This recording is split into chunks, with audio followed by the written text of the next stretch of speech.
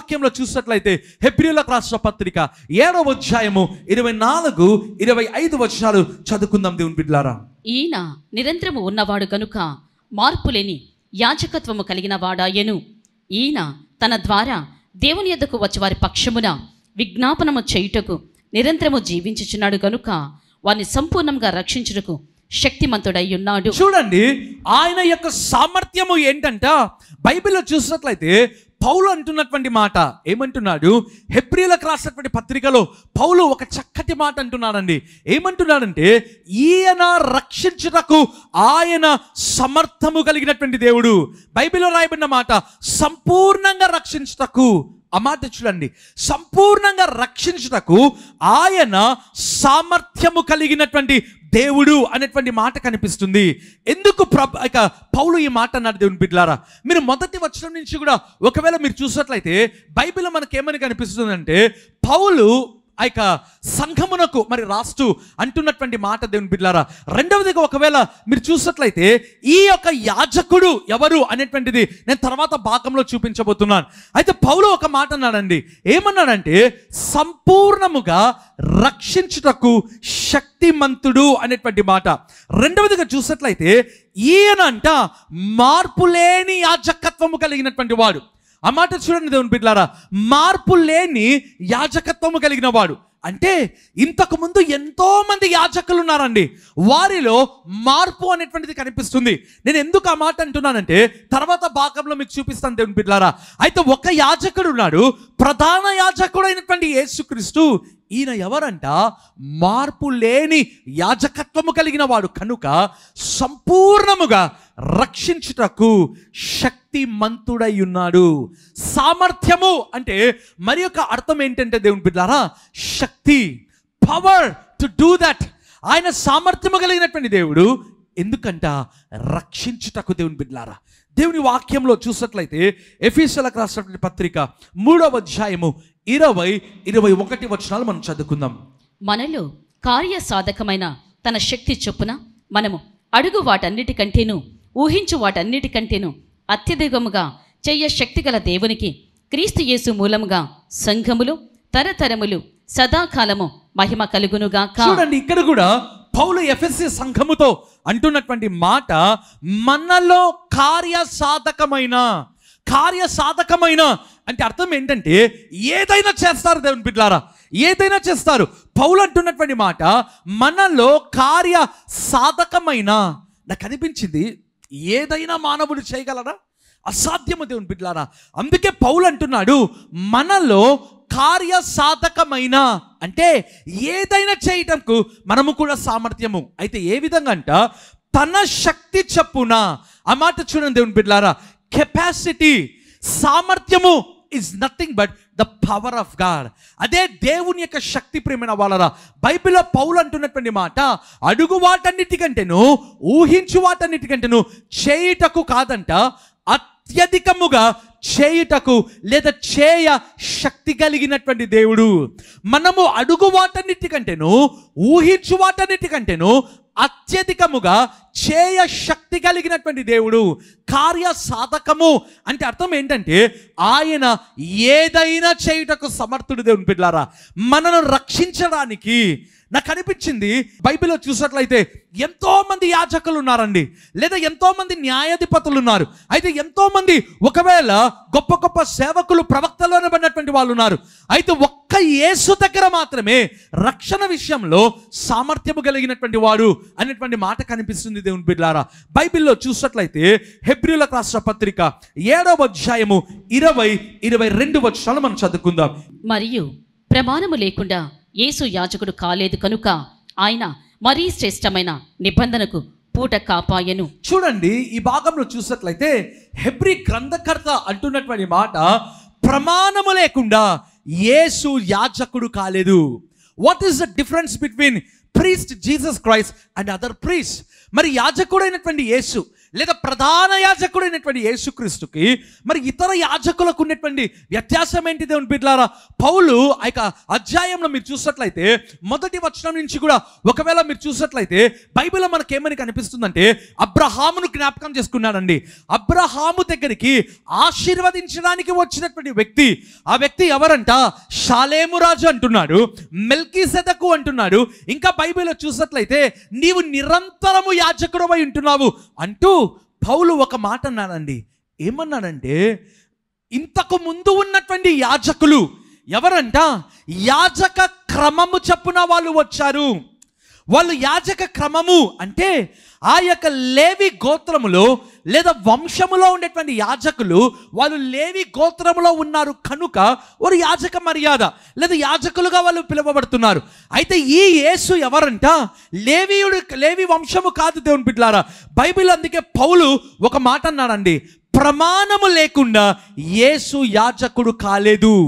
ఇంతకు ముందు ఉన్న యాజకులు అందరూ కూడా they just came from the tribe of Levites. అయితే లేవి వంశము నుంచి వాళ్ళు వచ్చారు కనుక వాళ్ళు యాజకులు, వారికి ప్రమాణము ఏమీ అవసరం లేదండి. అయితే యేసుక్రీస్తు అంట ప్రమాణము లేకుండా ఆయన యాజకుడు కాలేదు. అంటే తండ్రి అయినటువంటి దేవుడు ప్రమాణపూర్వకముగా యేసుక్రీస్తుని ఈ లోకంలోనికి ఆయన పంపించాడు దేవుని బిడ్డలారా. అందుకే బైబిల్లో రాయబడింది, కనుక ఆయన మరి శ్రేష్టమైన నిబంధనకు పూటకమాయను. ఒక అష్యూరెన్స్ దేవుని బిడ్డలారా, ఒక యాజకత్వము. ఆయన యొక్క యాజకత్వము ఏంటంట? రక్షించుటకు ఆయన సమర్థుడు దేవుని బిడ్డలారా. తిరిగి అదే భాగం ఒకసారి మనం చదువుకుందామా? హెబ్రీయులకు రాసిన పత్రిక 7వ అధ్యాయము 24వ వచనం. ఈయన నిరంతరము ఉన్నవాడు కనుక మార్పులేని యాజకత్వము కలిగిన వాడాయెను. చాలండి. ఇంగ్లీష్ బైబిల్లో యాంప్లిఫైడ్ వర్షన్ లో మనకేమైనా కనిపిస్తుందంటే he is able to save forever. ఆ మాట కనిపిస్తుంది దేవుని బిడ్డలారా.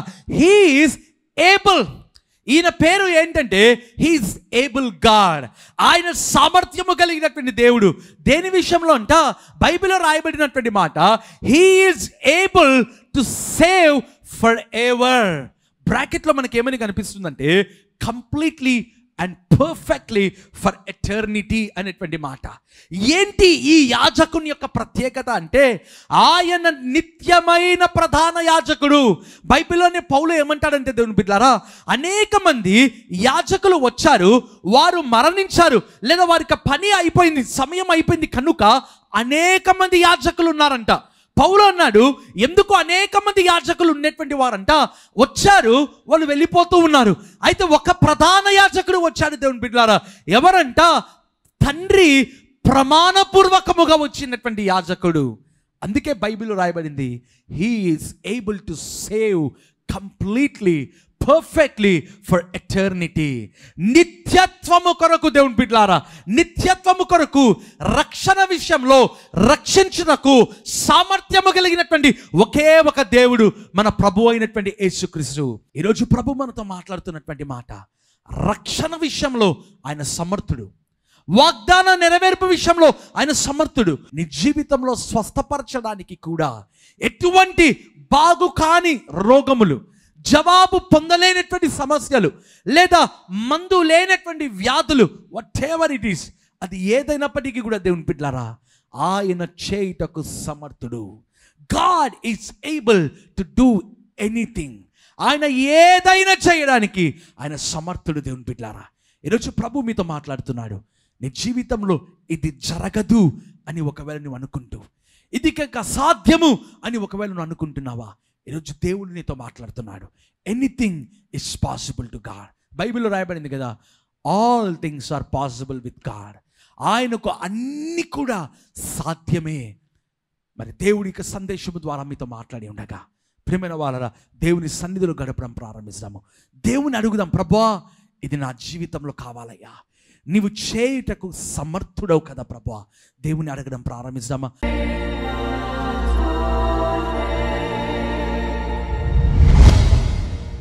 మహోన్నతమైన మా ప్రభువానికి వందనాలు. తండ్రి యేసయ్య, ఇదిగో నీ ప్రియ బిడ్డల కొరకు ప్రార్థన చేస్తున్నాను ప్రభువా.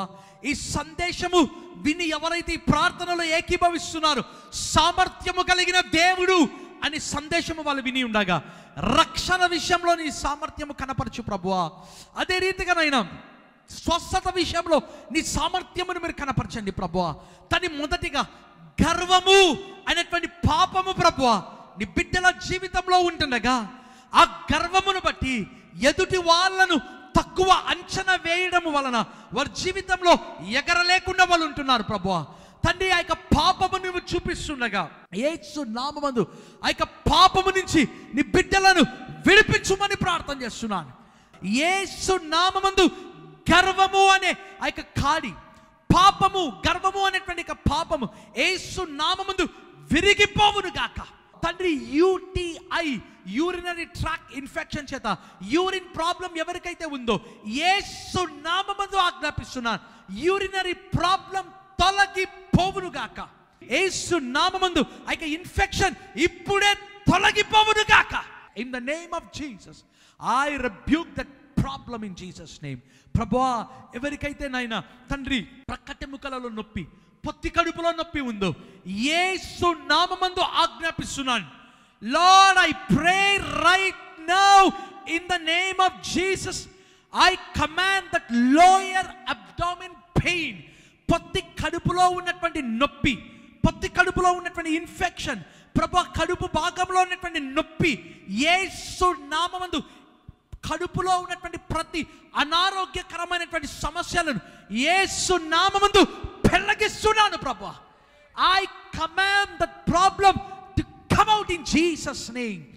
ఇప్పుడే ఇప్పుడే ఇప్పుడే ఉబ్బరము కావచ్చు, నొప్పి, మంట, అసిడిటీ, గ్యాస్ట్రైటిస్, తండ్రి లోయర్ అబ్డామినల్ పెయిన్, కడుపు తిప్పడము, వాట్ ఎవర్, నాసియా, యేసు నామమందు ఈ సమస్యలన్నీ కూడా తొలగిపోవును గాక. గుండె సంబంధమైన రోగములను స్వస్థపరచండి, ఆ సమస్యల నుంచి నీ బిడ్డను విడిపించండి ప్రభువా. ఎవరైతే తండ్రి రక్షణ కొరుకున్నారో రక్షించండి ప్రభువా. పాపము అనేటువంటి కాడి నుంచి వారిని విడిపించండి ప్రభువా. ఎవరైతే పరీక్షను ప్రేమించి తమ వంతు కానుకలు సమర్పిస్తున్నారు సమృద్ధిగా దీవించండి తండ్రి. వేలాది మంది వాక్యము వినడానికి వారు ముందుకు వచ్చి ఉండగా వారిని దీవించి ఆశీర్వదించమని యేసు నామమందు ప్రార్థించి వేడుకుంటున్నాను తండ్రి. ఆమేన్.